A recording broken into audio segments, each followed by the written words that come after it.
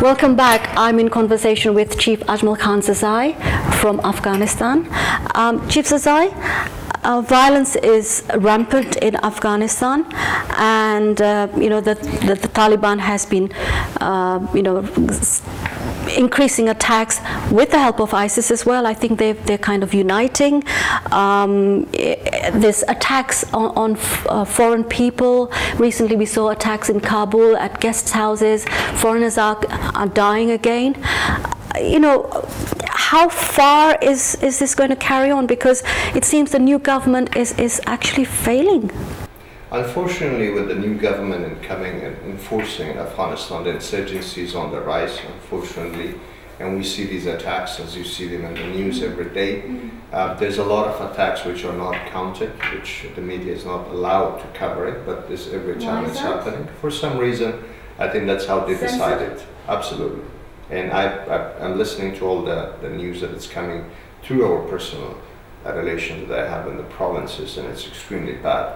I mean, traveling between villages is even very difficult now. It's the same time which is coming, like the time of the Russians that we remember, that at the time the freedom fighters were making bunkers and rooms in the mountains. It's a similar situation right now. The Taliban or the ISIS are now building bases in the mountains, and they're becoming strong, and they're bringing all sort of equipment in order to, full-fledged go and attack cities and towns.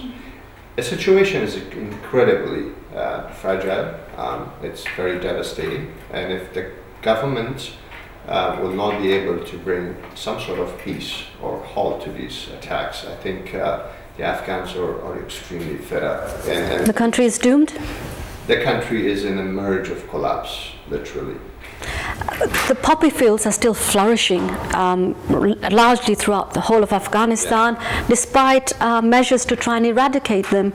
So, and I saw a documentary recently on a television network where they actually showed that the poppy fields were being controlled by the terrorist groups, and they could not go and eradicate them because they would get killed. And on the other hand, they were there because it provides a source of income, because it's a poor country. So what's gone wrong? I thought when the NATO forces were there, they were going to try and eradicate the poppy fields, and yet it's flourishing. Let me tell you my own experience. In 2006, the Paktia tribes decided that they will not cultivate poppy. And we promised them that if they do not cultivate poppy, we will get aid from the UN for them, for an agriculture. So they bring it to zero, actually, end of the 2006, and then we contacted the UN and then we spoke to them, and they really did not pay any attention. And then slowly and gradually the poppy cultivation brought to an end in the eastern part, which is Nangarhar province, and then slowly and gradually in other parts of Afghanistan as well. But the only areas which they cultivate poppy is Helmand and Badakhshan and Farah, in some areas in that close by Helmand. This is one of the questions that we always repeating within our circle, that why poppy cultivation is allowed. And then there is in Badakhshan, there were drug making factories as well, and then we had other warlords who were involved in a very large way transporting these drugs into European or other countries which were destined to Europe and America. But this is one of the questions that you need to ask the British military generals, because they were having the control of Helmand, and they have to tell you exactly what happened and why they were not able to control it. I think this is also one thing, that the Taliban were getting revenues from the tax of these drugs. And also I think that the biggest mafia who were part of the Afghan government, they were also controlling that. So this was a big network. And also, of course, yes, indeed. But in your own constituency in Paktia, there was less violence, people had jobs, etc., etc. And it seemed to be quite different to other provinces. How did you manage that? In 2006, a good friend of mine, Steve Charles, and his wife, Raju Charles, we have decided to start projects in Afghanistan.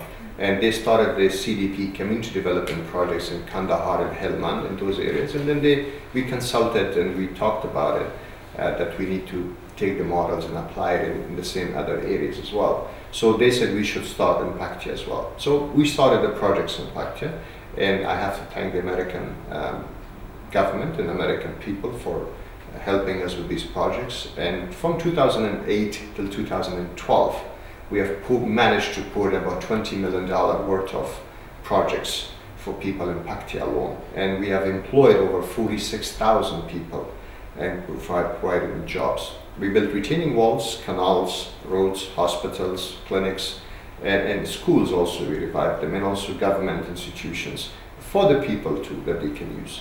And this also brought a very deep impact within the communities. And those areas which the American army could not even travel to, I managed to send my supervisors and my engineers to go there and talk with the communities and convince them that these are the projects that is coming for the community, for the welfare and for their benefit, and they were guarding those projects. At one point, my supervisor was kidnapped by the Taliban, and over 500 tribesmen, they stood up armed to go against the Taliban and fight them. So we had to put the pressure on the Taliban commanders to release our supervisors. So these projects were supported by the communities, by the tribes, and that's why they were successful, and people saw a benefit of this. And this is exactly what the model that we were trying to take it from my province to apply it in another province in a very large way, in a manageable ways. I've always said this, that our problem in Afghanistan is poverty. We have to do the poverty reduction, provide people with decent employment, decent jobs so they can earn a loaf of bread. And I think the violence will come to at least 60 or 50% reduction in the violence. And this was one of the area that I worked hard, and I wanted to see the same model applied by new governments in Afghanistan, but unfortunately, I think they were not interested. Before the Taliban came to power, there was a large Asian population, particularly Sikh community out there, and they left when the Taliban came to power. So tell us a bit more about the Asian community. Yes, we have. I mean, we still have the Hindu community and the Sikh community. In Paktia we have, in Khost we have, in Nangarhar, the majority, in Kandahar. They're settled and they still have the businesses, and we have in our Senate, we have Anarkali, who is the representative, the only Asian MP, Asian community. We don't call them really Asians or India. They're Afghans, they're our family, and we're from the same They've been family. settled there for centuries. Oh, absolutely. I mean, they're part and parcel of the community. We're the same family. And how do you see the new relations between India and Afghanistan now that India has a new government under Narendra Modi and Afghanistan under Ashraf Ghani? How do you see the relations there? As you know, President Ashraf Ghani traveled to India, and he had good meetings with Prime Minister Modi, and I think they have spoke on the mutual issues and also with the future business, trade and investment in the region.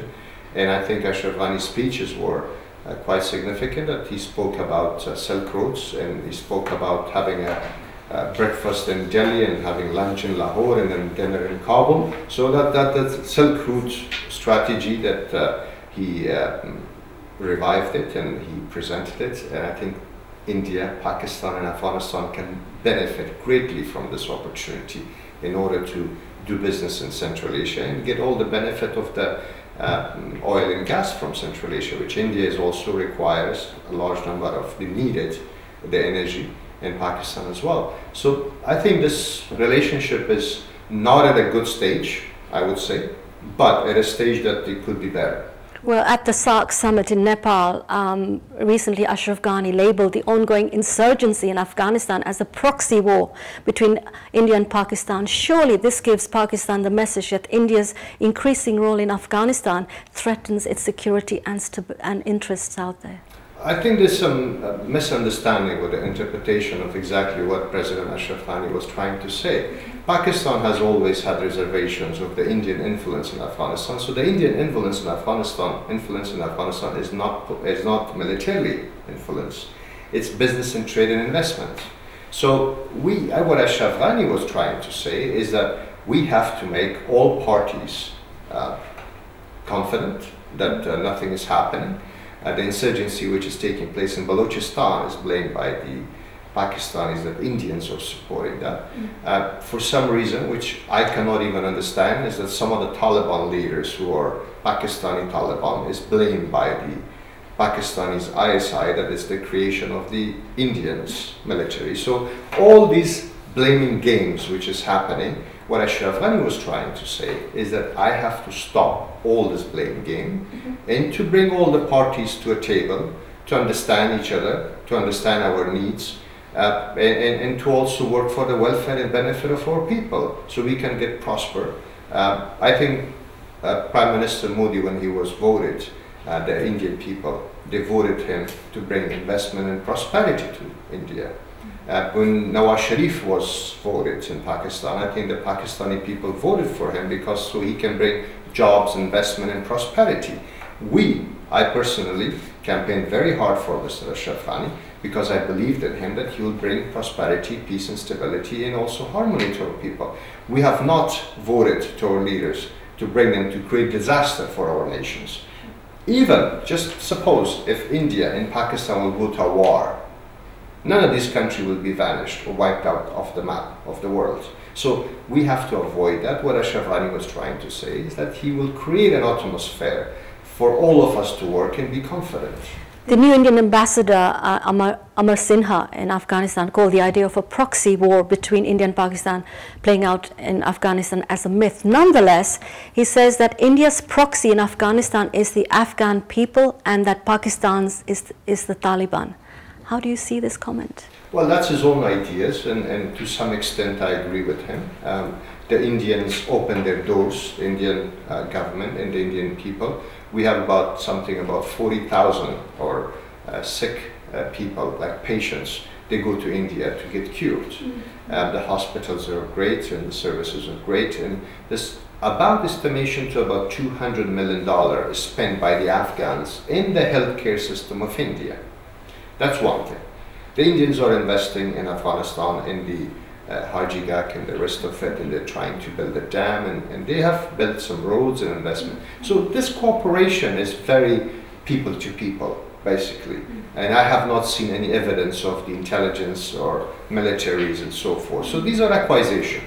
But when you come into the part of the Taliban, which is an extremely sensitive matter and an issue which has an international effect, in fact, we don't have to accuse Pakistan.